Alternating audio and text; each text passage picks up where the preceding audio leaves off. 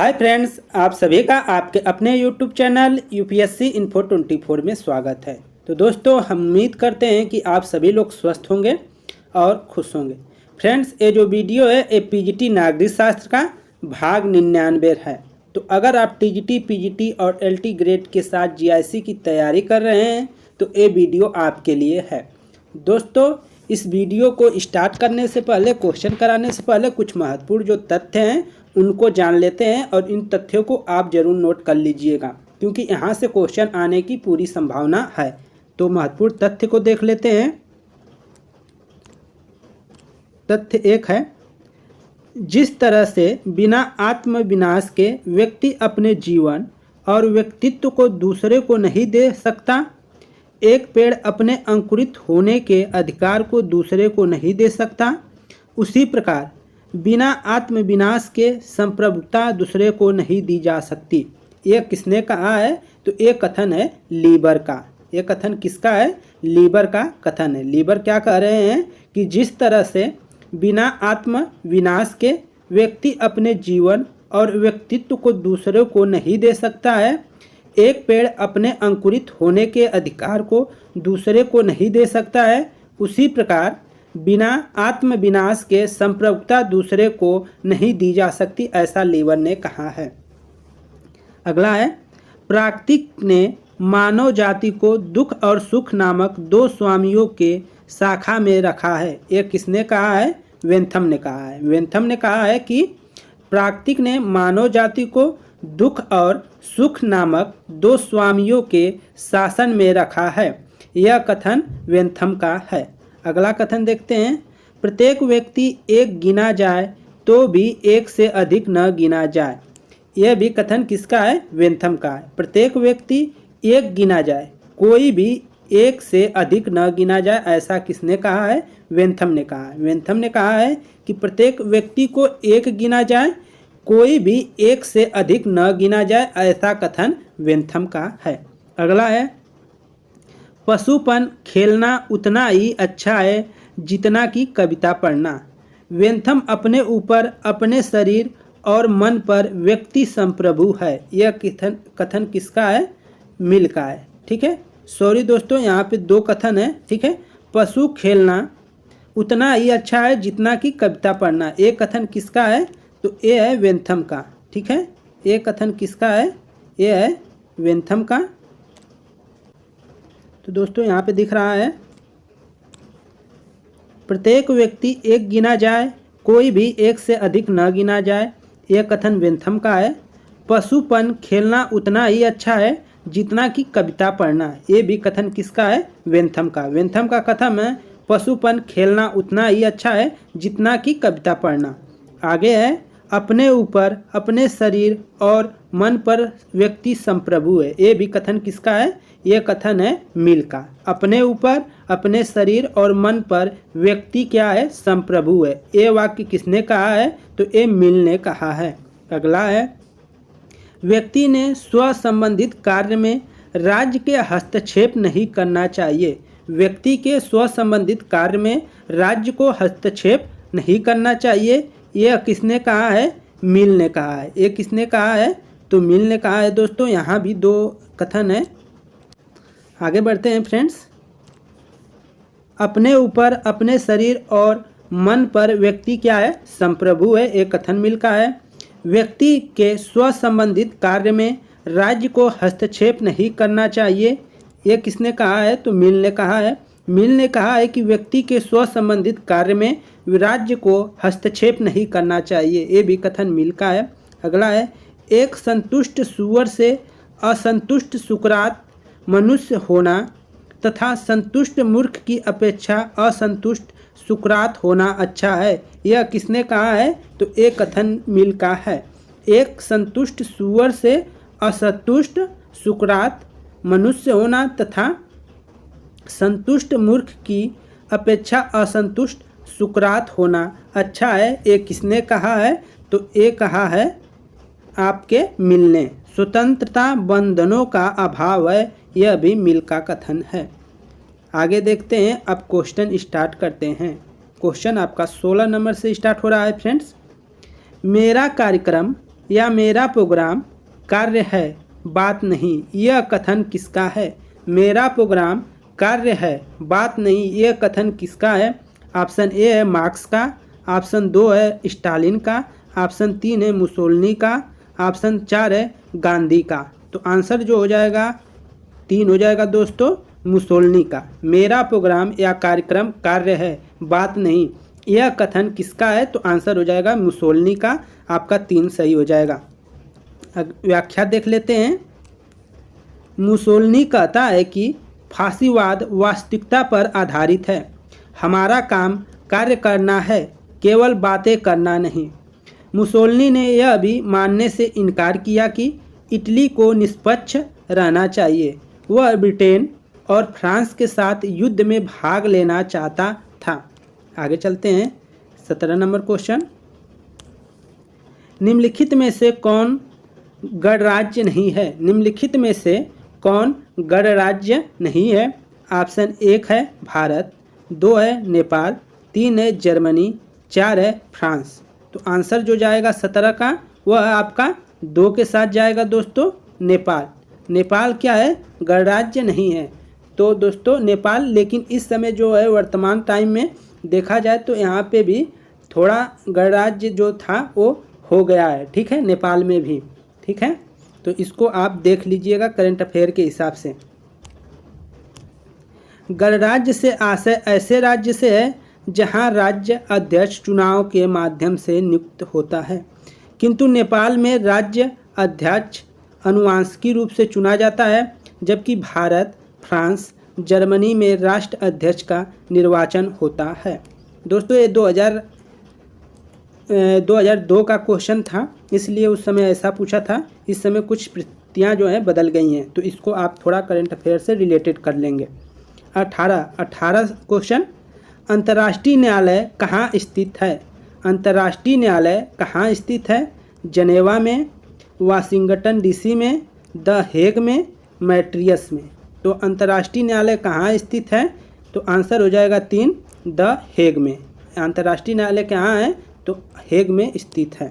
दोस्तों इस वाले क्वेश्चन में थोड़ा सा डाउट है, तो आप इसको एक बार ज़रूर क्लियर कर दीजिएगा कि नेपाल है क्या। आप लोग अगर वीडियो देख रहे हैं तो आप आंसर में ज़रूर बताइएगा कि कौन गणराज्य नहीं है। नेपाल शायद अभी बना है, तो इसको आप देख लीजिएगा। ये क्वेश्चन आपका 2002 का है, ठीक है। आगे व्याख्या देखते हैं। आप लोग पढ़ रहे हैं तो कमेंट में ज़रूर बताइएगा। अंतर्राष्ट्रीय न्यायालय संयुक्त राष्ट्र का प्रधान न्यायिक अंग है। इसका गठन 1945 में तथा प्रथम अधिवेशन 1946 में हुआ। इसका मुख्यालय द हेग अर्थात नीदरलैंड में है, जिसका आधिकारिक जो भाषा है फ्रेंच और अंग्रेजी है। इन सब वाक्यों को आप नोट करते चलिए। आगे देखते हैं अगला क्वेश्चन। भारतीय संघ प्रमुखता आधारित है। संघ व्यवस्था जो पाई जाती है कनाडा में, अमेरिका में, नाइजीरिया में, ऑस्ट्रेलिया में। भारतीय संघ प्रमुखता आधारित है, संघ व्यवस्था जो पाई जाती है। तो 19 का जो आंसर हो जाएगा पहला हो जाएगा दोस्तों, कनाडा में। भारतीय संघ प्रमुखता आधारित है, संघ व्यवस्था जो पाई जाती है कनाडा में, उसी पे आधारित है, उसी पे बेस्ड है हमारा ये भारत का संविधान जो संघ है।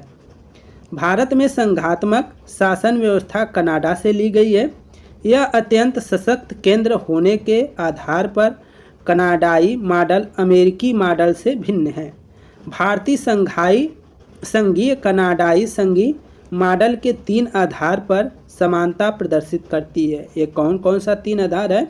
इसका निर्माण, संघ शब्द का प्रमुखता से प्रयोग, केंद्रीकरण की प्रवृत्ति। ये 3 आधार पे हमारा कनाडा के समान है संघवाद या संघीय व्यवस्था। 20 का देखते हैं।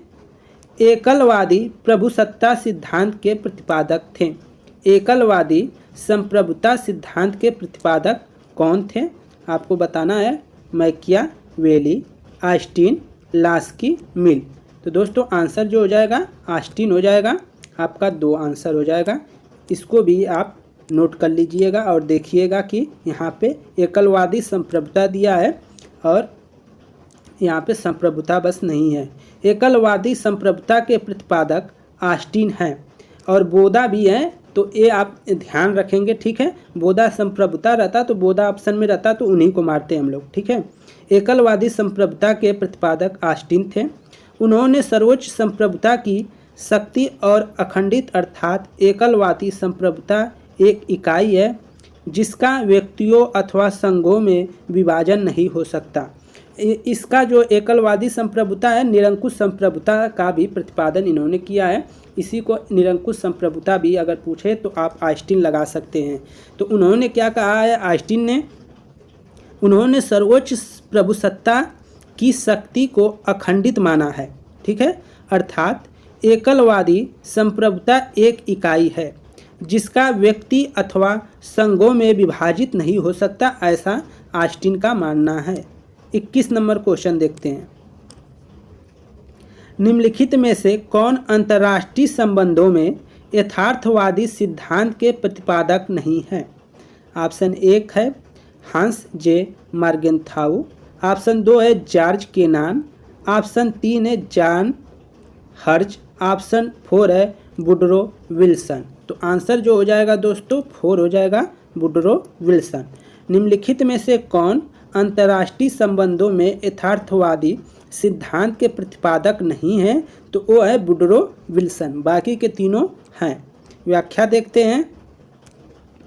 अंतर्राष्ट्रीय संबंधों में यथार्थवाद अंतर्राष्ट्रीय संबंधों के शिक्षण की शुरुआत के बाद से ही प्रारंभ हो गए, जिससे मुख्यतः हांस जे मार्गेनथाउ, जॉर्ज केनान, जॉन हर्ज, मैक्स वेबर, मैकियावेली, थ्यूसिडाइड आदि लेखक जुड़े हुए हैं, जबकि वुडरो विल्सन का संबंध इससे नहीं है।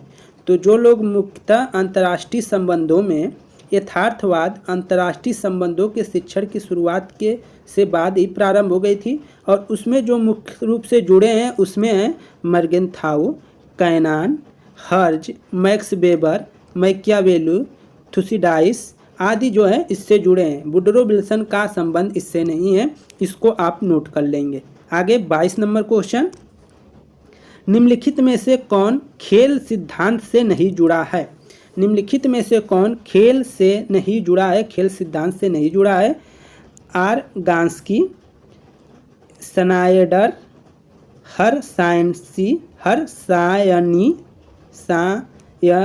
सानई और सेलिंग। तो आपका जो हो जाएगा 22 का फ्रेंड्स, 22 का आंसर 1 हो जाएगा। आर गांस्की जो है खेल सिद्धांत से नहीं जुड़े हैं, बाकी के तीनों का संबंध है। व्याख्या देखते हैं। आर गांस्की का संबंध खेल सिद्धांत से नहीं है, जबकि स्नाइडर, हरसायनी, सेलिंग खेल सिद्धांत से जुड़े हैं। आगे देखते हैं 23 नंबर। गुट निरपेक्ष देशों का पहला सम्मेलन कहाँ हुआ था? गुट निरपेक्ष देशों का पहला शिखर सम्मेलन कहाँ हुआ था? ऑप्शन 1 है नई दिल्ली, ऑप्शन 2 है बेलग्रेड, ऑप्शन 3 है काहिरा, ऑप्शन 4 है जकार्ता। तो आंसर जो 23 का हो जाएगा दोस्तों वह 2 हो जाएगा, बेलग्रेड। ठीक है, आंसर क्या हो जाएगा? बेलग्रेड। व्याख्या देख लेते हैं।